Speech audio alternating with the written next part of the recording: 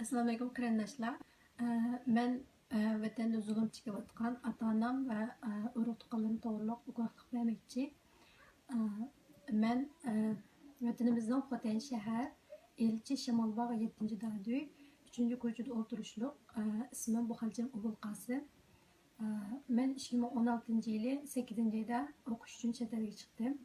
Men chet elga chiqqandan keyin ota-onam va urug' tuqqanlarim bilan bo'lgan normal aloqam uzildi, ya'ni aloqa qilolmadim.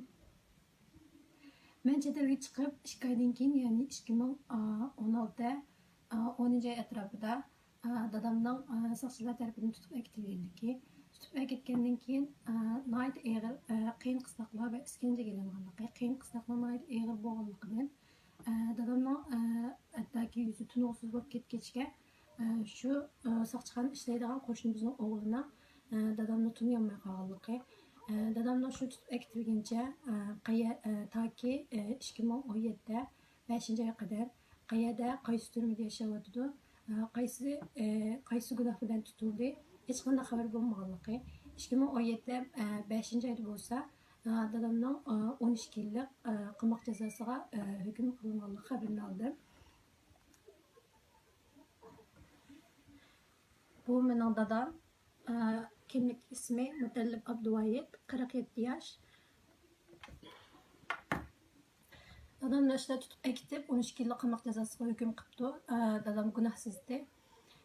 Undan keyin dadamni tutib akitgandan keyin 1 oydan keyin, ya'ni 2016-yili 11-oy atrofida akam Mehribullo Ubul Qosim 24 yosh. Akamni Ürümchidagi ma'lum bir jazo lageriga, ya'ni tarbiyalash nomidagi turmaga tutib akitibdi. Tutib akitgandan keyin toki hozirgacha shu tutib akitgunicha, toki hozirgacha, ya'ni 2018 hozirgacha akamning hech qanday izdirigi bo'lmadi. Hech qanday xabari qayerda qaysi lagerda turayotganligi hech qanday xabari bo'lmabdi.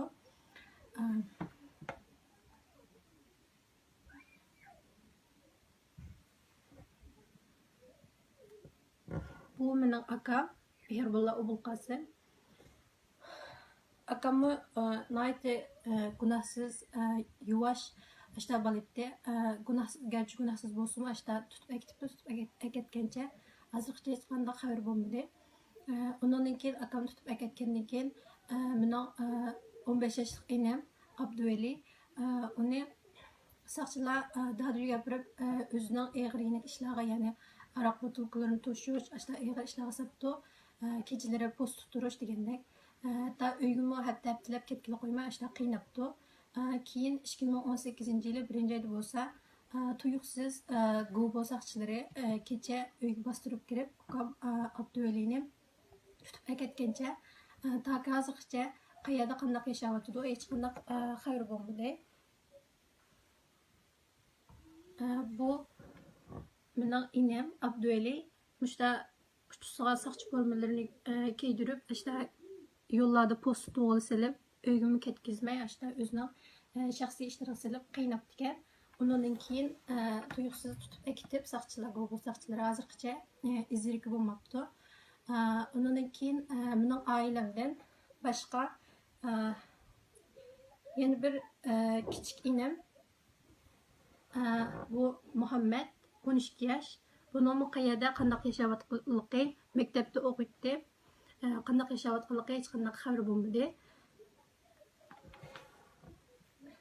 Undan sirt bu mening onam va singillarim. Onam Ruzunsa Nuri 42 yosh va singillarim Aisha, Sumayya, Raziya va bu bo'lsa yana bir singlim Sumayya o'tirdiki.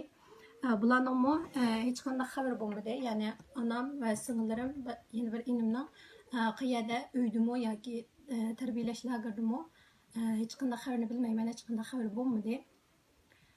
Undan sirt cho'ng dadam batdi. Cho'ng dadam 98 yoshga kirgan, yashinib qolgan.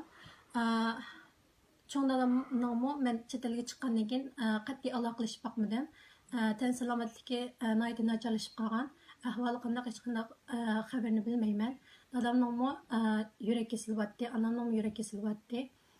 Gerçi ular kesel bolsunmu, Xitoy hukumati bunga qaramasdan ularga shunday og'ir iskanjalarni qilib, qiynab, gunohsiz bolsunmu turmalarga solib, işte qiynabdi. Ondan başqa dadamның ailəsidən dadam 5 bir tuqqan. Dadamның ağaçları və onların ailəsidəki farzandları və nəvərləri ular qandaq yaşayıbdı. Ulardan heç qanday xəbərim yox. Ondan sırt anam 6 bir tuqqan. Anamның ağaçları, ularның öydəki balaları və nəvərləri ulardan heç qanday hazırgacha heç qanday aloqa qılmadım. Ularның heç qanday xəbər bolmaqlıq. Şoň mening qiladigan shikoyatim shuki, Xitoy hukumati meni ota-onamni, akamni, inimni ular gunohsiz tutib olibdi. Agar gunoh bor deyilsa, shular bor, chunki gunohsiz odamlarni tutib qiynash bu bir cho'ng jinoyat. Men vatandan chiqqan vaqtimda ota-onam qarindoshlarim hammasi nihoyatda sog' salomat, xushal, xotirjam qolib qolgandi. Shu mening Xitoy hukumatini talab qilganim ota-onamni ularni darhol qo'yib o'tishini, gunohsiz bo'lgandan keyin ularni darhol qo'yib o'tishini va ularning buning xushalligini asliga keltirib ularni jam qilishini va ularning haq-huquqlarini, ya'ni insoniy huquqlarini, kishilik huquqlarini qonuniy yo'lda qo'g'dishini talab qilaman. Men bu da'voni toki ular bilan sog' salomat ko'rishib, men vatanda men chiqqan vaqtda qolib qolgandagidek ular bilan ota-onam, akam, inim, anam va boshqa sing'illarim, qarindoshlarim, urug' tuqqanlarim bilan sog' salomat ko'rishib, ular bilan jam bo'lgan qadar bu da'voni davomlashtiraman, bu da'voni to'xtatmayman.